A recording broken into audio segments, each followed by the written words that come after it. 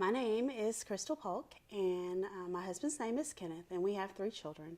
All 3 children are on the autism spectrum, but my little girl has the behavioral issues that go along with the autism spectrum. She is in the 8th grade. She is 14 years old, and she attends Magnolia Alternative School in Horn Lake, Mississippi, which is in the DeSoto County area.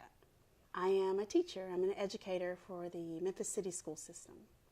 I've been a teacher for 10 years. An incident happened with Krystin last year in January. I received a phone call saying that my daughter had been arrested. I immediately called the Justice Center to see had she made it, and she had not.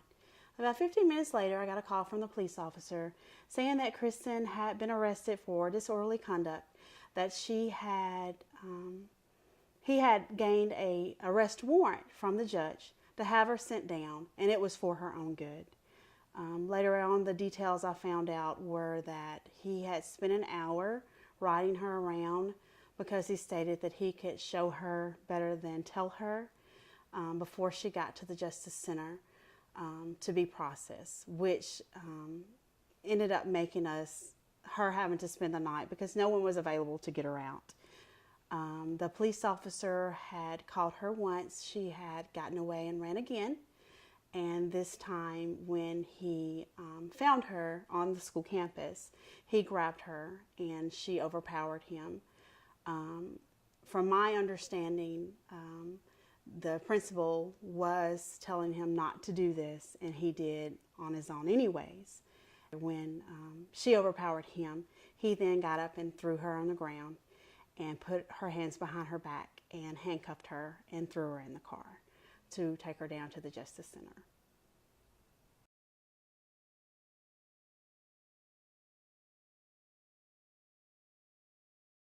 The lady who's over the court, she immediately called me. She says, "Miss Polk, is your child special?"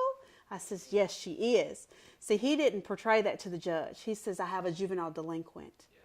He ensured that when I got there, there was nobody there.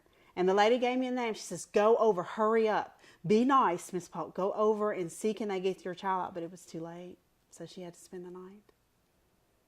As a matter of fact, she had to sit by an officer throughout the night because she would not calm down enough to go inside of the cell because she didn't understand.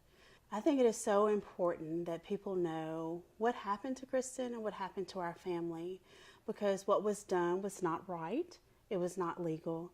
And I don't want this to happen to anyone else. I want the laws changed. I want more training done.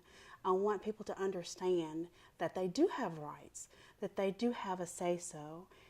But I hope that my story and what has happened to Krystin, if it doesn't help her, it will help somebody. It will stop it from going on with somebody else.